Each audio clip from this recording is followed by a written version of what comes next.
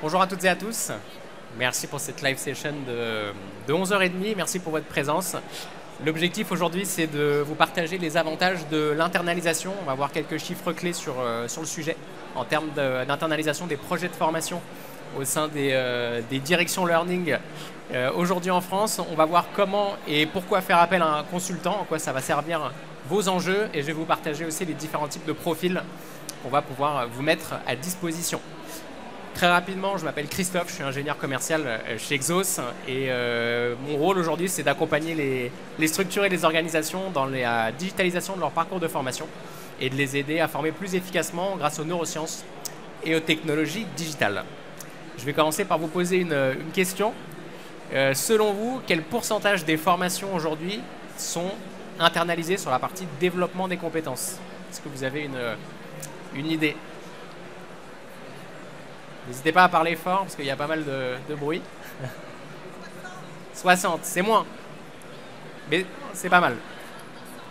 Alors on est entre les deux. On est à 45%, donc quasiment 1 sur 2.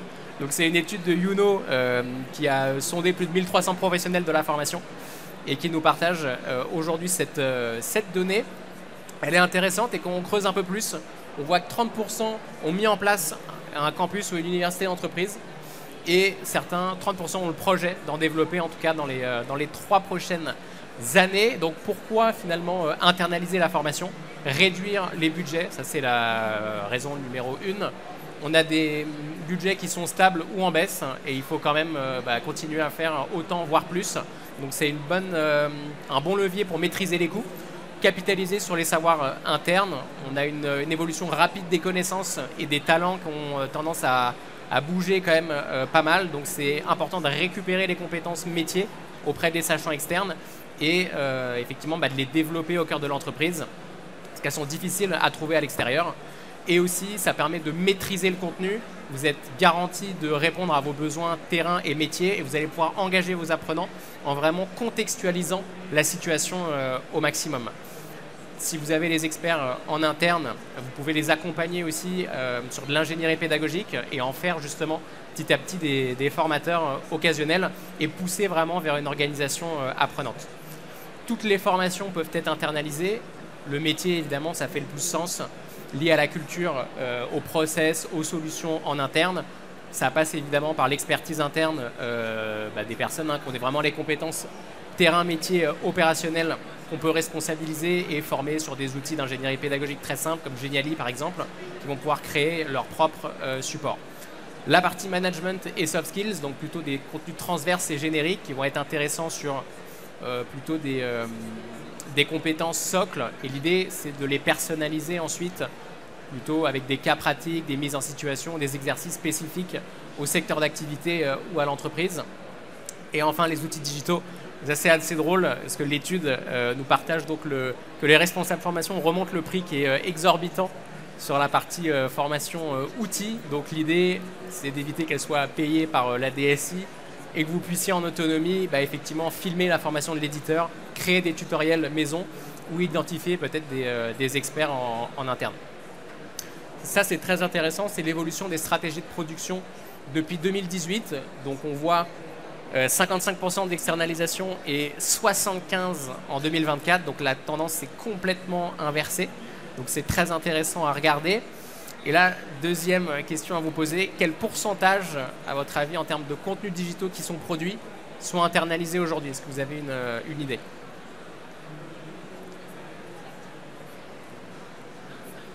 Non, c'est beaucoup plus. Ouais. 80, on est très proche.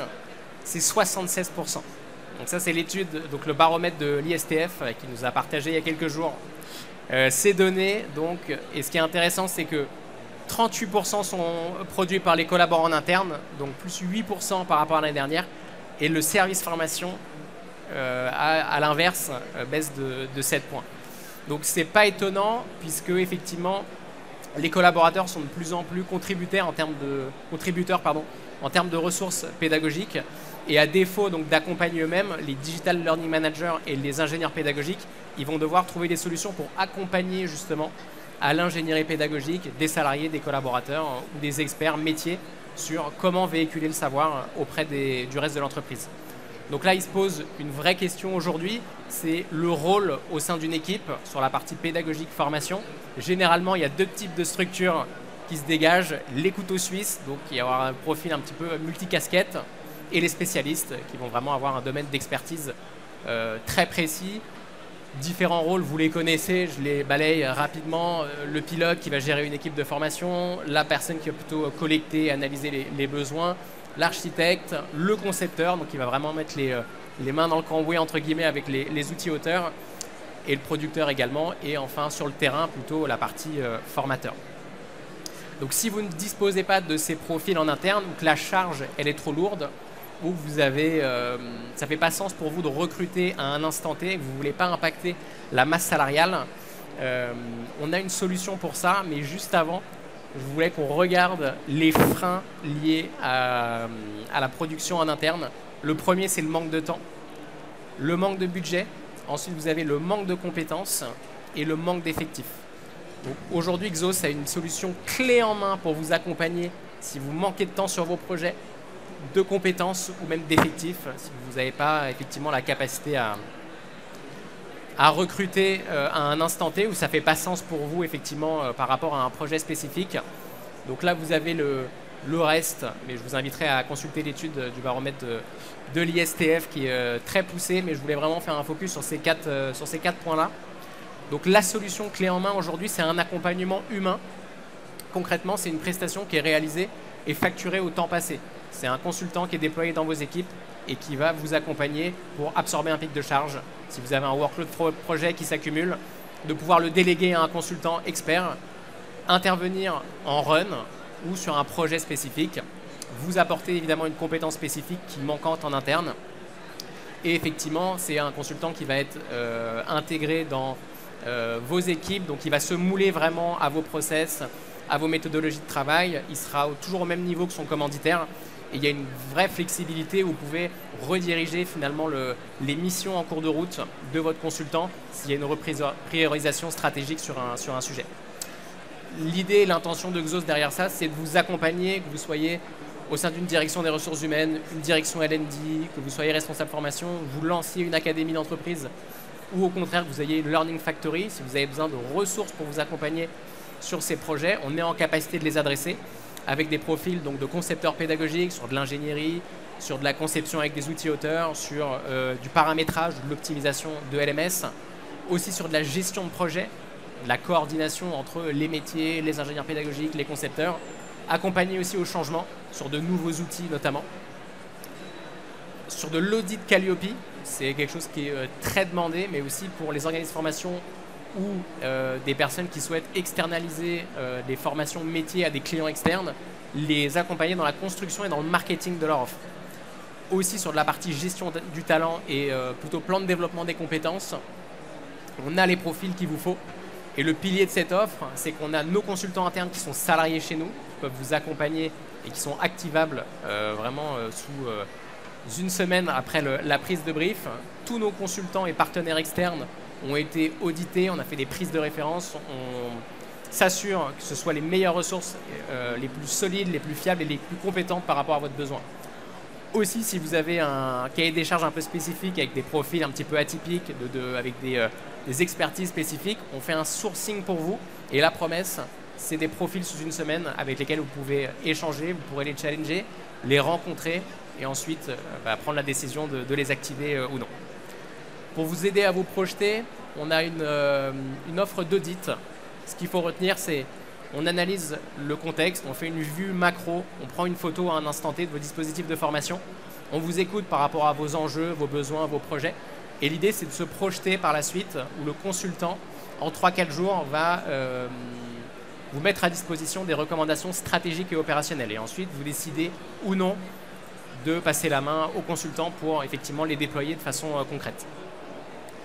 4 étapes très simples. Xos prend en charge 80% des tâches. On vous demande juste de préparer un support au préalable pour qu'on ait un maximum de billes en amont.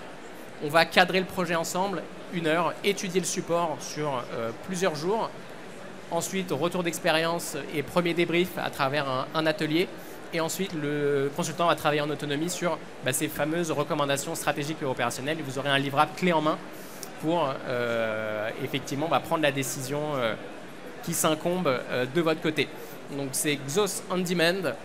Ça peut être de quelques jours à quelques heures par mois. Il n'y a pas de minimum d'engagement. C'est un coup de pouce pour vous. Il peut être ponctuel ou récurrent sur la durée de votre choix. Et effectivement, vous avez une facturation en fin de mois sur les temps qui ont été réalisés par le consultant. Donc l'idée derrière ça, c'est d'avoir quelqu'un qui est immergé dans vos process, vos méthodologies, qui va vous apporter aussi un regard extérieur, qui va être critique, qui va pouvoir, critique constructive, hein, j'entends, mais vous apporter aussi un maximum d'input. Gagner du temps sur le recrutement, c'est chronophage aujourd'hui, c'est très énergivore. Là, vous déléguez cette partie-là à Xos, qui est expert sur le sujet depuis plus de 10 ans. Vous allez pouvoir placer le curseur où vous voulez, si ça doit être 1 heure par semaine, 2 jours, 3 jours, sur plusieurs mois, 6 mois, 1 an. C'est vous qui décidez de la durée d'accompagnement. Une facturation au réel, sur les temps réellement effectués par le consultant, ça vous donne énormément de visibilité. Vous avez un tarif journalier moyen. Et ensuite, c'est vous qui construisez votre feuille de route. Et aucune contrainte administrative. Et c'est là tout l'enjeu, c'est que ce sont des ressources qui sont activables, désactivables à tout moment en fonction de vos projets, parce qu'on n'est pas sur un modèle de CDD ou d'intérim, où il y a pas mal de contraintes réglementaires notamment. Là, c'est de l'accompagnement au temps passé. Donc voilà, la partie contractuelle est gérée par Xos, et vous avez l'esprit libre pour travailler sur vos projets. Donc si vous avez des questions, on est sur le stand juste derrière Q40, et je vous demanderai de contacter et de demander Romain, qui est notre expert talent, et qui pourra faire le point avec vous sur vos besoins. Mais merci pour votre écoute.